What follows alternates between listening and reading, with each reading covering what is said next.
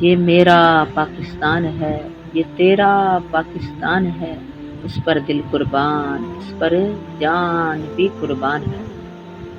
ایک بات جو ہمیں بہت سننے کو ملتی ہے کہ پاکستان میں کیا ہے، پاکستان نے ہم کو کیا دیا۔ میرے ہم وطنوں، یہ بات بہت غلط ہے۔ یہ پاکستان ہمیں لاکھوں قربانیوں سے حاصل ہوا۔ حضرت قائد اعظم حضرت علامہ اقبال اور آپ کے بے شمار بہت مخلص ساتھیوں نے دن رات کوشش کی اور بہت کوششوں کے بعد یہ معرض وجود میں آئے۔ اور اس کا مطلب کیا ہے؟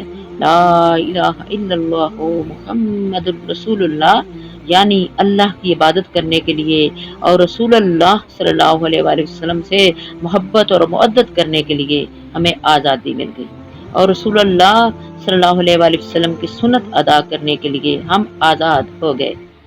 آزادی ملنے کے بعد زیادہ تعداد میں پاکستانی ناجائز فائدہ اٹھانے لگے، یعنی سستی، نااہلی، بددیانتی، لالچ، جھوٹ، مکر و فریب، سود خوری، جاہلیت، بد اخلاقی، غرور و تکبر، فسق و فجور، سفارش، یہ سب باتیں تو کلمہ پڑھنے والوں کے لیے زہر تھی، لیکن عام لوگوں نے اس زہر کو اپنے اندر رچا بسا لیا۔